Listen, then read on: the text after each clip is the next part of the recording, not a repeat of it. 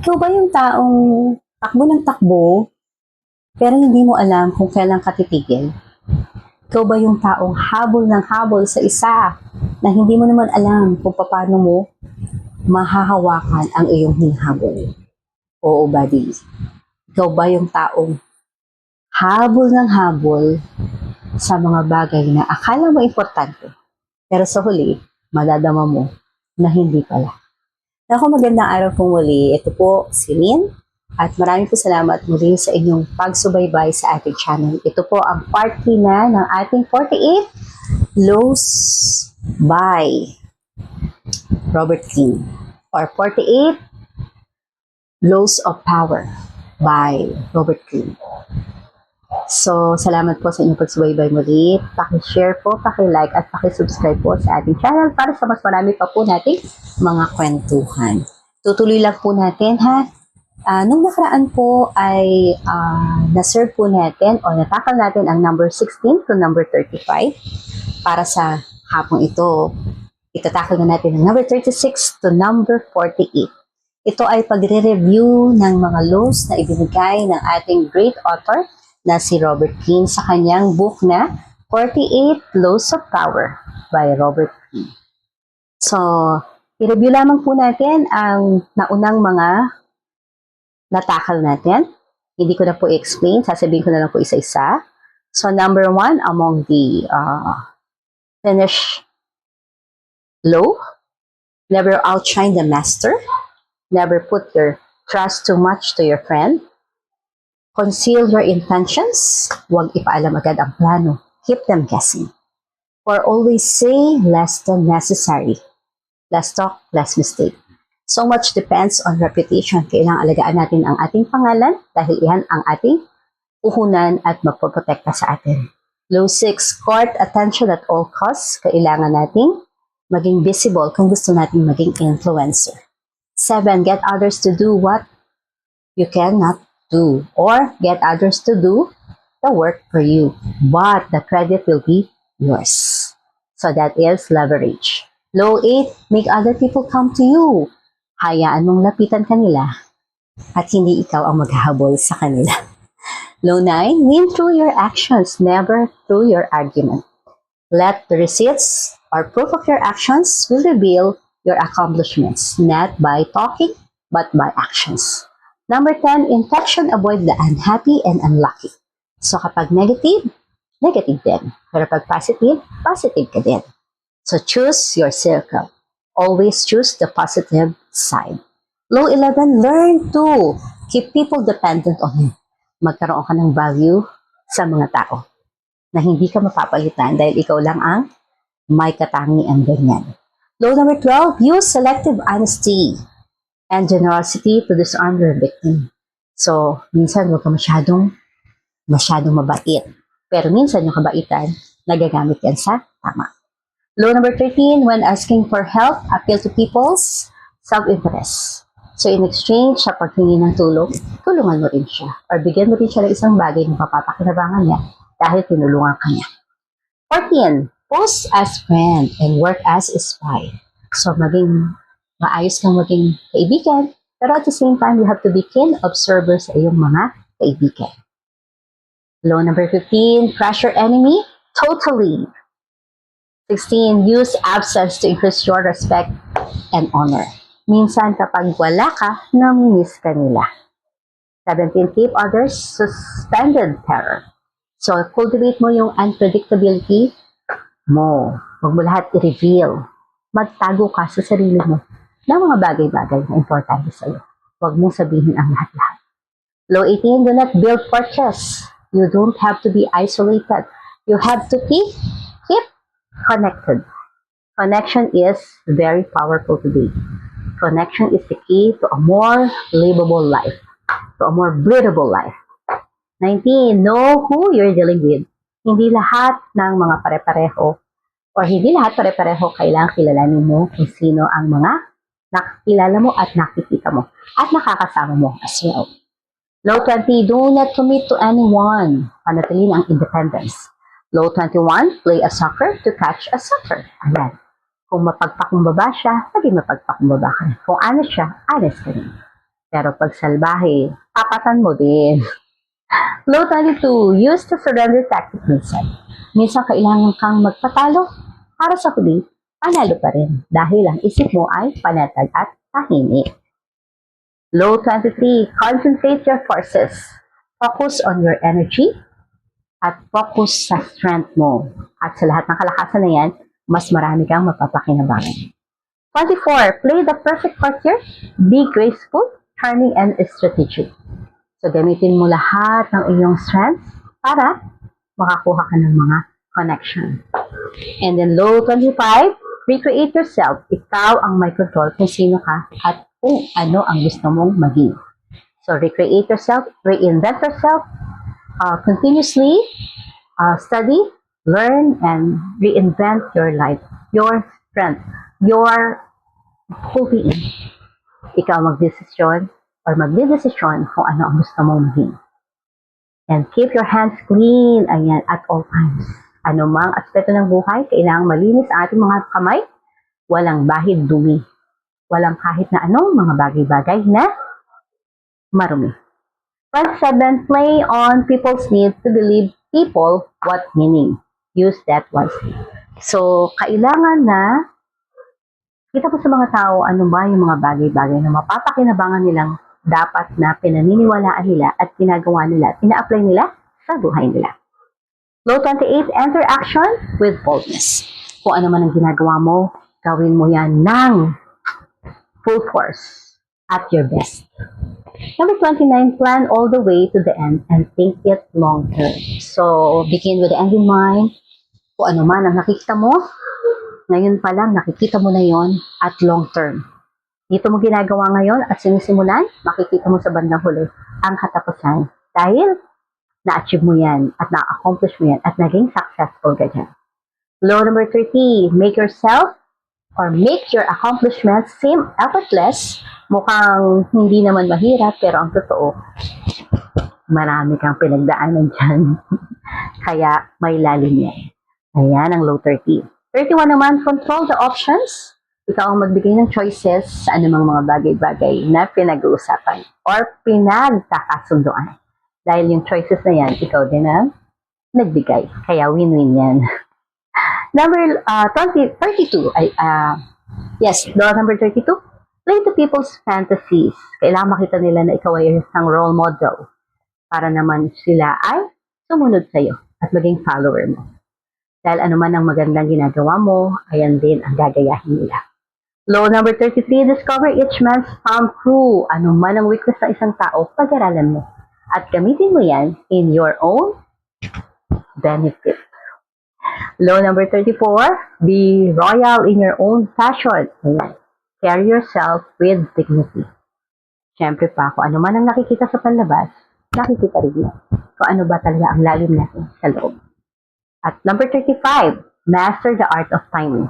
In everything, there is an appointed time. Ano man ang mga ginagawa natin ngayon, ang proper timing ang magbibigay sa atin ng magandang resulta. Siyempre pa, siya talaga ang nagbibigay ng lahat ng magagandang resulta. Alright, so today, we're going to continue number 36. Huwag habulin ang mga bagay-bagay. Kapag hindi ka habol-habol. Minsan, no, habol ka ng habol, yung pala sa huli ay, yun lang pala yun. Diba? Masakit. So, number 36, disdain things you cannot have. Huwag habulin ang mga tao. Ang mga bagay na hindi naman para sa'yo. Pag hindi para sa'yo, huwag mo nang habulin. Pag yung crush mo, walang crush sa'yo, okay na yan. Huwag mo nang habulin. 37. Create compelling spectacles. Make things visually powerful. Ayan. So, mag-create ka ng mga bagay-bagay na kita sa'yo na ikaw ay powerful. Powerful means siguro yung bagay na maayos ka, orderly ka, ang buhay mo maayos, ang pamilya mo maayos. Lahat, spell it, maayos. 38. Think as you like, but behave like others. Ayan. So, makipag-blend ka, but think independently. Pwede kang kumonekta, pero meron kang sarili mo pag-iisip. Huwag kang masyadong magpa-apekto sa kung anong gusto ng iba. Kailangan, Very independent ka pa rin mag-isip. At huwag kang mai-influensyahan basta-basta ng mga tao. Alam mong kailangan mo pa rin kilalanin bago ka umuo. 39. Stir up waters to catch fish. Minsan, chaos creates opportunity. Minsan yung akala natin, magulo. Yung pala, sa lahat ng kaguluhan na yan, di ba minsan pag biglang bumagyo, biglang lumindol, or biglang may pangyayari hindi inaasahan, biglang doon umaayos ang buhay ng mga tao. Biglang naglilinis ng bahay ang mga tao. Di ba? Pag lumindol, biglang nagkakasama-sama uli ang mga magkakamag-anak na hindi nakita-kita dahil nag-aalala sa bawat isa. Ayan. So, minsan, yung chaos, naglilikha ng isang panibagong kaayusan. Lahat yan ay alam mo yung may mga tinatawag na nakatakda. At minsan, lahat ng yan ay pwedeng kailangang mangyari o maganap para maging mas maayos pa ang buhay. And number 40, law number 40, despise the free lunch. Walang libre, lahat may kapalit. So, kapag binigyan ka ng regalo, tandaan mo, hindi yan libre, laging may kapalit. So, lahat ng bagay na, alam mong libreng binigay sa'yo, isipin mo na agad. Dapat malawak ang isip mo. Ano kaya kapalit nito? Bakit kaya ako binigyan nito? Ayan. Lalo na sa mga kaibigan na sobrang kala mo mabait. Pero hindi pala. Okay, law number 41. Avoid stepping into a great man's shoes. Gumawa ng sarili mong identity. Huwag daw tayo maging gaya-gaya. Ayan. So, sa buhay, no, minsan may mga bagay na kailangan natin gawin on our own. On our own identity. Pwede tayong ma-inspire, ma-motivate ng ibang tao sa kanilang ginawa. Pero, tayo pa rin ang bubuo ng sarili nating identity. Huwag daw tayong gaya-gaya kasi ang piracy or ang intellectual piracy ay may katapat na parusa. Pwede nating maging inspirasyon ng iba. And at the same time, tayo rin naman, pwede rin tayong maging inspirasyon sa iba. Right. So, 42. Strike the shepherd and the sheep will scatter, target the source. Ayan, ito ay napakaganda. Bakit? Kapag pala sa isang organization, ang tinira mo agad ay yung pinaka-leader, kawawa, magkakalat lahat ng kanyang mga tao. Parang isang flock shepherd, no? So, ang ibig sabihin nito, kailangan natin na kapag meron tayong tina-target, i-target mo ang pinaka-leader. Pag ang target mo leader tinamaan, lahat yan, alam mo na, may scatter ang shepherd, ang mga sheep. Ayan. At syempre, pag nakakalat, magulo. Walang magdidesisyon, walang mag-aalaga, walang mag-coordinate sa lahat ng mga ships na yan. So, magkakaroon siya ng power, magko-collapse ang kanilang power. Alam na natin yan. Pwede nating apply yan sa mga organization, sa family, sa kaaway. Uy, bago po ang lahat ha. Hindi ko kayo tinuturuan dito ha, na maging masama.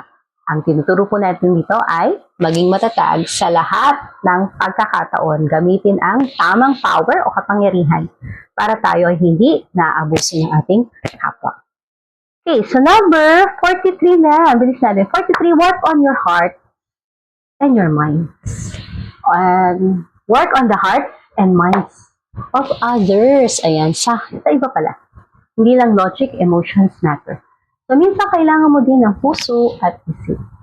Kailangan mong basahin din ang tao. Ang kanyang nilalaman ng puso. Ang nilalaman ng kanyang isip. Nako, napakaganda nito. Dahil minsan hindi lang parang kailangan natin yung logic lagi. Kailangan meron din tayong EQ. Emotional quotient. Kailangan din marunong tayo makiramdam sa mga tao. Okay, number 44, disarm and infuriate with the minor effect. I-reflect mo sila, powerful yan. Patawad po ang ingay ng aso namin. Kapitbahay po pala namin. Okay, so, yung mga bagay-bagay na sinasabi nila dito, yung disarm and infuriate with the minor effect. Minsan, ito'y tumutukoy sa isang bagay na saktan mo kasi kahit pa paano, kapag nakasakit ka ng konti lang, ayan, magbibigay ito ng learning dun sa tao na yon na, uy, hindi pala maganda na ganito ang ginagawa ko sa kanya kasi nababasa niya pala kung ano yung gusto kong gawin. So, pag alam niya na alam mo, ang gusto niyang gawin sa'yo, medyo kikidaw yan, lalayo. At hindi ka na niya pwedeng, lokohin pa. 45. Preach the need for change, but never reform too much at once. Ayan, dahan-dahan lamang ang pagbabago. Oo, magturo tayo ng, alam mo yon, yung pangangailangang baguhin ang bawat isa in a very subtle way, dahan-dahan. Sa ganung paraan, nagiging mas maganda. Hindi biglaan. Kasi anumang bigla ang mga pangyayari, masakit sa ulo eh. Kailangan settle lang, dahan-dahan, hanggang makita natin na, uy, ang ganda na pala. Kaya pala natin. Okay, number 46 na. 46 na tayo. 46, never appear too perfect. Ang pagiging flawless, nakakainis sa iba. Ayan. Minsan kapag sobrang perfect ang datingan natin, nakakayamot na yan sa iba. Totoo naman, di ba? Siguro dito kailangan magpakatotoo tayo. Ano ba talaga tayo? Sino ba talaga tayo? Basta, kung ano tayo talaga, yan ang ipakita natin. Hindi tayo perfecto, hindi tayo sakdal, pero ang tinuturo natin ay tayo ay nagsisikap na maging maayos bilang isang tao at bilang isang tao na kung saan may meaning at may laging. Okay. 48. Ayan. Do not go past the mark you aim for. Alamin kung kailan ka titigil. Ayan. Ito no, yung mga taong sobrang yaman na, sobrang sikat na, sobrang lando na lahat. Minsan kasi, may dumadating sa punto ng buhay ng isang tao na gusto niya hindi enough ang mga bagay-bagay. Totoo naman, kalikasan niya ng isang tao na we are not bound for just enough. We are bound for more. We would like to find out what are the things that are in store for us. What else are the things that are truly prepared for us. So, yan yun. So, hindi tayo parang titigil, hihinto kung ano lang meron. So, yan ang naturalesa ng tao. Aim for more and high. The highest above all the highest. Gusto nating marating yan. Pero syempre, minsan may limitations din tayo na dapat ginagawa para hindi tayo mapahamak sa huli. Minsan kasi may mga taong sobrang gusto nila yung mga parang impossible na mangyari. Impossible na. Pero they are not scared of doing it. They are not afraid of doing it. Hanggang sa dumating sa punto na it is between life and death na.